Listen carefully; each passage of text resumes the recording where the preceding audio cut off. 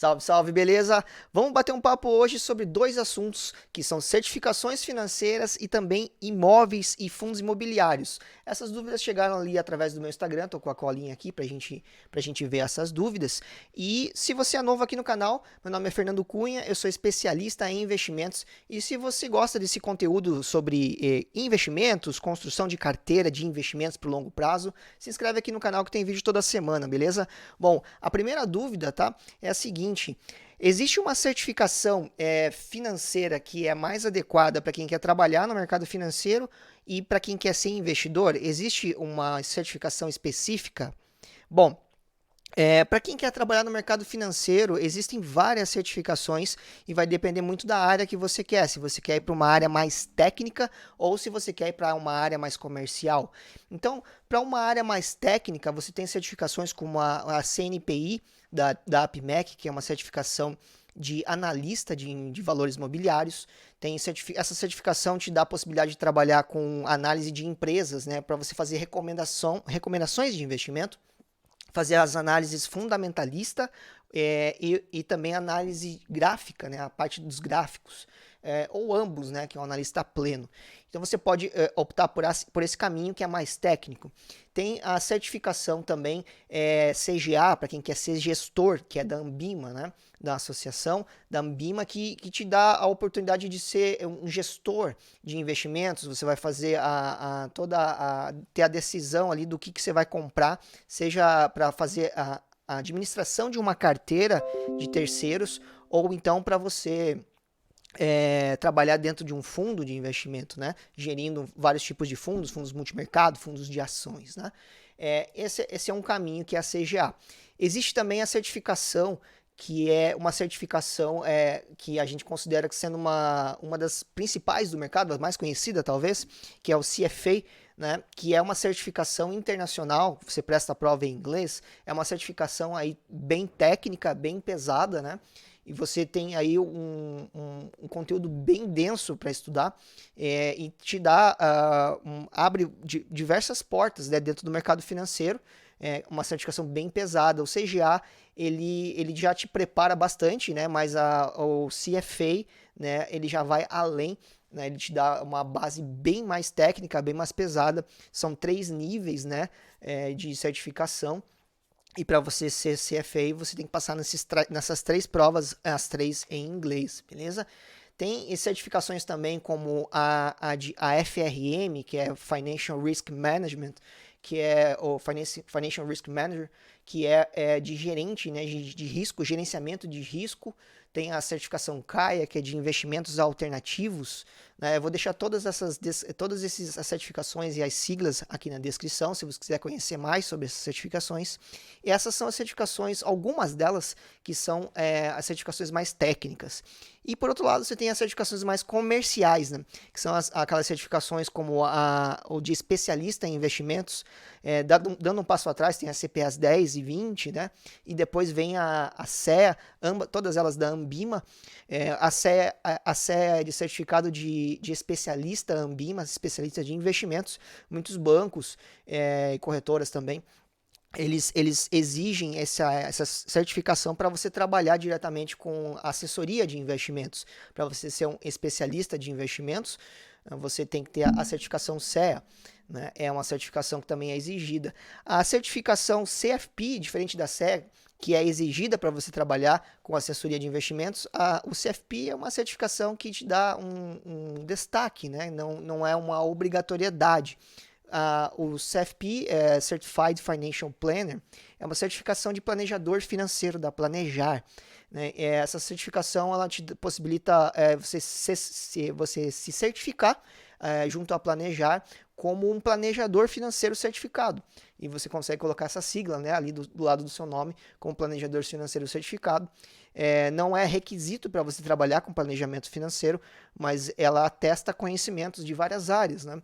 A parte de seguros, a certificação ela vai para parte sucessória, seguro sucessória, planejamento financeiro, tanto a parte de sucessão patrimonial, gestão tributária. Então tem vários outros núcleos além dos investimentos, do planejamento dos investimentos. Você vai passar por todas essas áreas da vida do seu cliente, né? Você vai ser pode ser um consultor de valores imobiliários vinculado à CVM, com essa certificação de planejador financeiro e trabalhar com consultoria de investimentos. Né? E você tem a opção de trabalhar com planejamento financeiro e ser um consultor também. E não está vinculado a nenhuma instituição. Mas se você está vinculado a uma instituição financeira, seja corretora ou banco, você também pode tirar essa certificação, que ela serve como um destaque, né? Ela já te dá aí uma visibilidade maior dentro do mercado financeiro. E existem diversas outras certificações. Se você tiver curiosidade em saber mais sobre certificações, deixa aqui para mim nos comentários alguma outra certificação que você queira saber e qual o direcionamento para cada uma delas, que é bem interessante, eu trago em mais detalhes, beleza?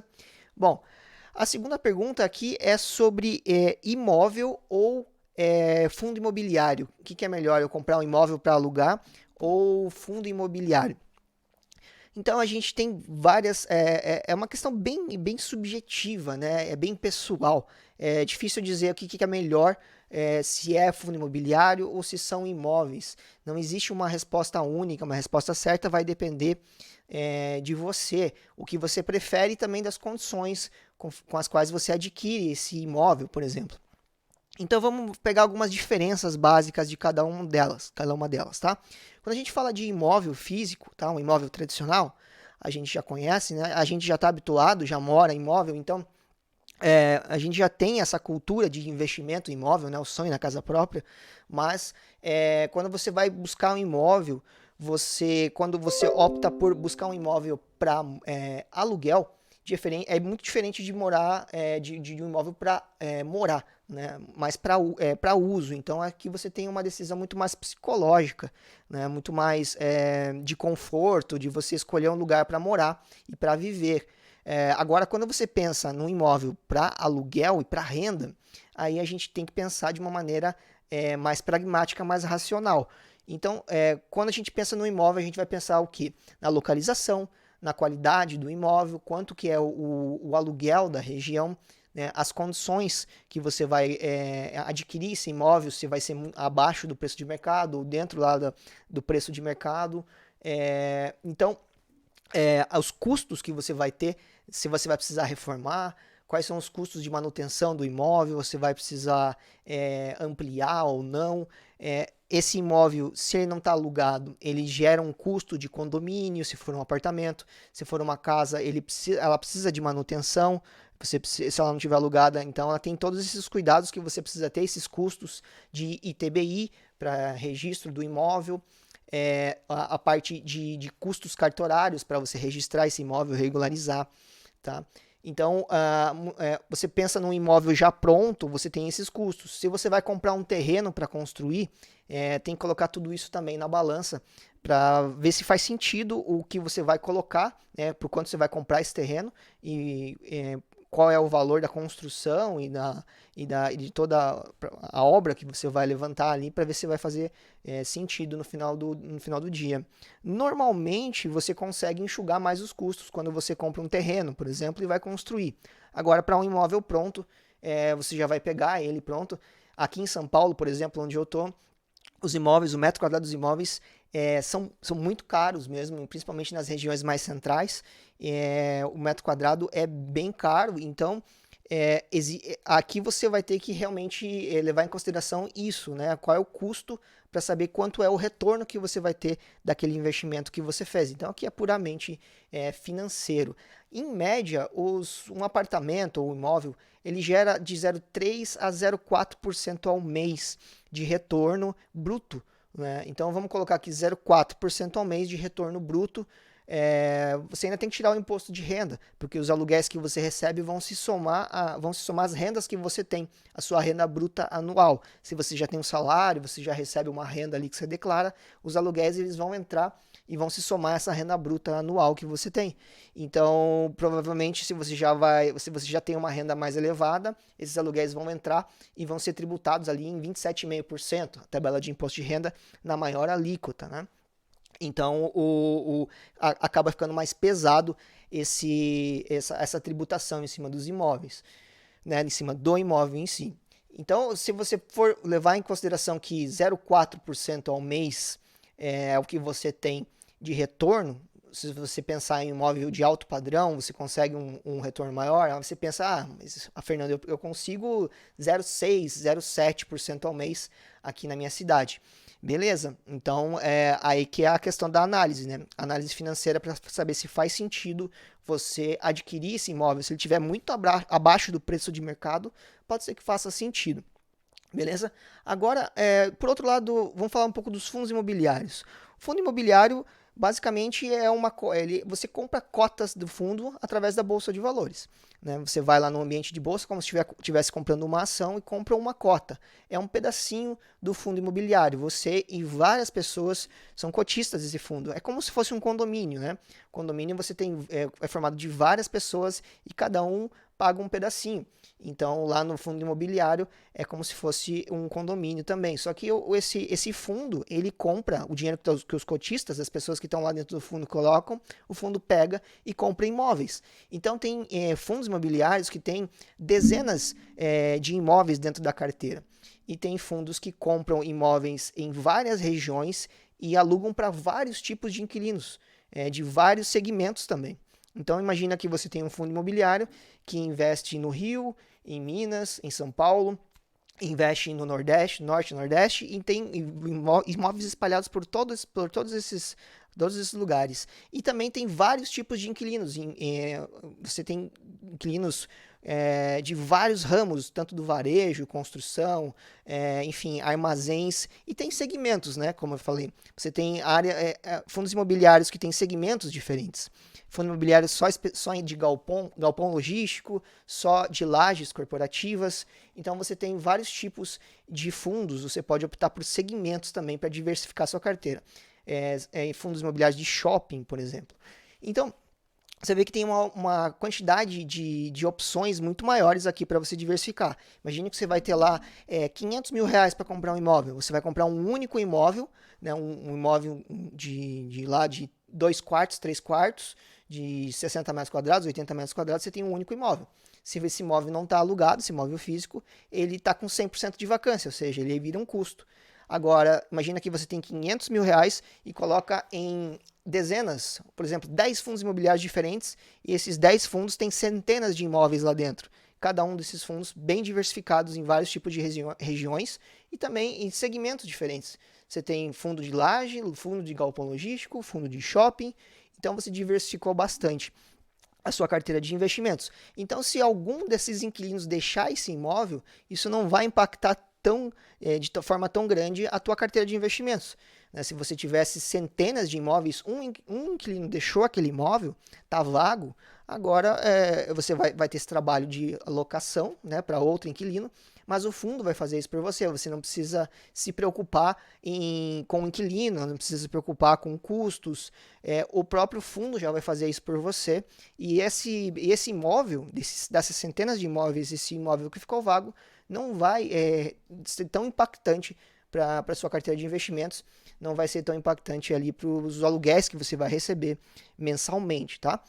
E o fundo imobiliário, ele tem as cotas que você recebe desse fundo imobiliário, elas são isentas de imposto de renda.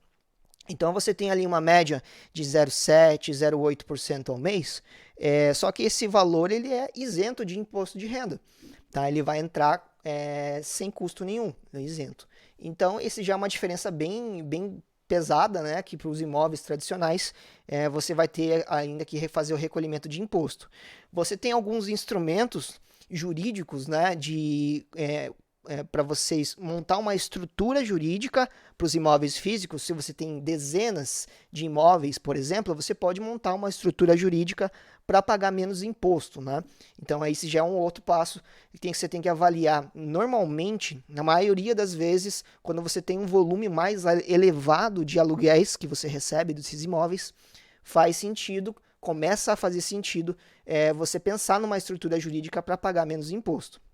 Então tem que ser analisado caso a caso, normalmente é mais interessante do ponto de vista tributário, né? De pagamento de imposto. Então, essas são as diferenças básicas. O fundo imobiliário acaba sendo mais leve, né, os custos que você tem. Né, o imóvel, no final do dia, você tem um imóvel ali, você tem a posse desses imóveis, né, mas você tem outros custos e algumas preocupações. Então, vai depender muito do custo que você vai ter para adquirir esses imóveis. Se está muito abaixo do valor de mercado, pode ser interessante. Né? Muita gente opta também por buscar leilões, né? Leilões de imóveis que o inquilino ali não, a pessoa financiou e não conseguiu pagar esses imóveis vão para leilão. E muitas vezes os bancos eles fazem esses feirões de leilões de imóveis, né? Que são muito abaixo do preço de mercado normalmente, né?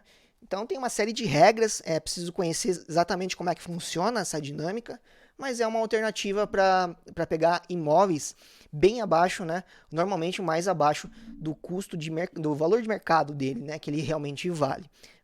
Então, se você quiser mais informações, seja de leilão, seja de estrutura jurídica para você construir para vários imóveis, seja para fundos imobiliários, enfim, deixa aqui para mim nos comentários qualquer dúvida que você tenha, que eu vou explorando mais esses conteúdos que são bem interessantes para a gente aprofundar em algum deles, beleza? Se você quiser pegar aqui um passo a passo de como investir, primeiro link aqui da descrição, né, tem o meu curso de investimentos, né, que eu ensino aqui do passo a passo para você investir. Por enquanto ele está com as vagas fechadas, né? Tá com a turma fechada, mas tem a lista de espera lá, deixa seu e-mail, que assim que abrir as novas turmas, eu vou avisar lá por e-mail você com antecedência, beleza? Então é isso. Se ficou qualquer dúvida, me segue aqui no Instagram, me manda mensagem lá que a gente vai trocando ideia, beleza? Então é isso. Nos vemos no próximo vídeo. Valeu!